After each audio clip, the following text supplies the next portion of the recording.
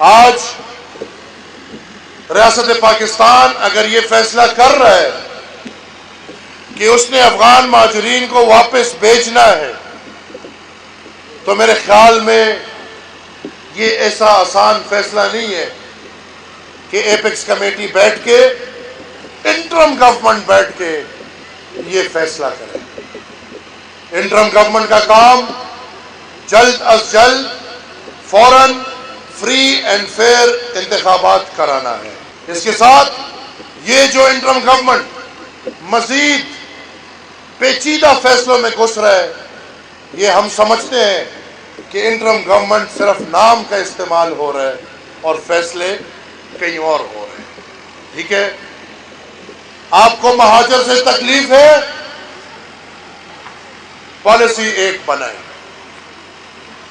پھر آئے 14 اگست 1947 سے بیٹھ کے یہ فیصلہ کریں.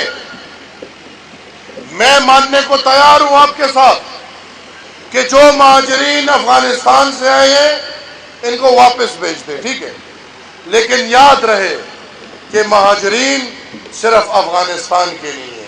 اگر افغان مہاجرین کو یہاں زندگی بسر کرنے کا موقع نہیں ہے تو پھر کشمیر کے مہاجر کو بھی نہیں ہے اور ہندوستان کے مہاجر کو بھی نہیں ہے. پھر اسامہ بن لادن اور اس کی اولاد کو بھی یہاں پہ رہنے کی گنجائش نہیں ہے. یاد رہے افغان مہاجرین کو ہم مجبور کر کے لے کر آئے ہیں. یاد رہے کہ افغانستان میں جو آگ لگی ہے اس کا آغاز جنرل ضیاء الحق نے کیا ہے. یاد رہے کہ افغانستان کی جو حشر نشر ہے اس کا کردار ہمارے اسٹیبلشمنٹ نے ادا کیا ہے. یاد رہے کہ جب یہ افغان مہاجرین پاکستان آ رہے تھے تو پاکستان کی ریاست پھولوں کے ہاروں کے ساتھ کھڑے ان کا استقبال کر رہے تھے، کیونکہ اس وقت انہوں نے افغان مہاجرین کے نام پہ پیسہ کمانا تھا. یاد رہے کہ آج تک افغان کمشنریٹ بنا ہوا ہے اور آج تک افغان مہاجرین کے نام پہ پاکستان کا جو ریاست ہے وہ پیسے لے رہا ہے.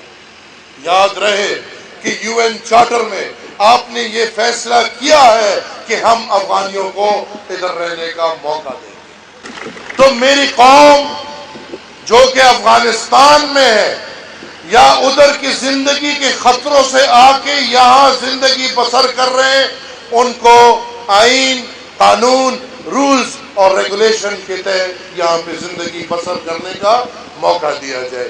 اگر نہیں دیں گے تو پھر یہ نہ سوچے کہ ان کا کوئی پوچھنے والا نہیں ہے، یہ بھول جائیں کہ ان کے لیے کوئی آواز اٹھانے والا نہیں ہے. انشاءاللہ بادشاہ خان بابا کا یہ سپاہی میرے سے لے کے عام ورکر تک ہم اس نظریے سے بالکل کسی سے نڈر ہو کے اپنے قوم کے لیے دنیا کے ہر پلیٹ فارم پہ آواز اٹھائیں گے، اور پھر اپنے ملک میں تو یہ ہمارا فرض بنتا ہے کہ ان افغانیوں کے لیے ہم اس ملک میں آواز اٹھائیں. جو افغان مہاجرین دہشت گردوں کی وجہ سے ادھر آئے ہیں تو یاد رہے کہ اس طرح پاکستانی دنیا کے بیشتر ممالکوں میں دہشت گردی کی وجہ سے پناہ گزیر ہو کے کوئی امریکن نیشنلٹی لے رہا ہے، کوئی برٹش نیشنلٹی لے رہا ہے، کوئی فرینچ نیشنلٹی لے رہا ہے، اور لاکھوں کی تعداد میں سعودی عرب میں، امارات میں، قطر میں اور ہر جگہ زندگی بسر کر رہے ہیں. اگر وہ ٹھیک ہے تو یہ پھر غلط ہے، اگر وہ غلط ہے تو یہ آپ کی بات ٹھیک ہے.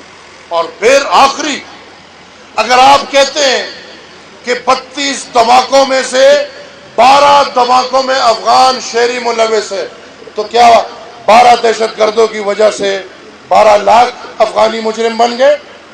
اور اگر یہی فارمولا ہے تو 12 دہشت گرد افغانی ہیں جبکہ 32 میں سے 20 دہشت گرد پاکستانی ہیں. تو اگر یہی فارمولا ہے تو میرے خیال میں پھر پاکستان کا ہر شہری تو دہشت گرد کہلا دیا جائے. لہذا دماغ کھول کے ان باتوں پہ فیصلے کریں، اپنا کیا کردہ دوسروں کے کندھوں پہ نہ ڈالیں، اپنی تاریخ سامنے رکھیں، انصاف کریں اور انصاف کے تقاضے کے تحت افغان شہریوں کو زندگی بسر کرنے کا موقع دیا جائے۔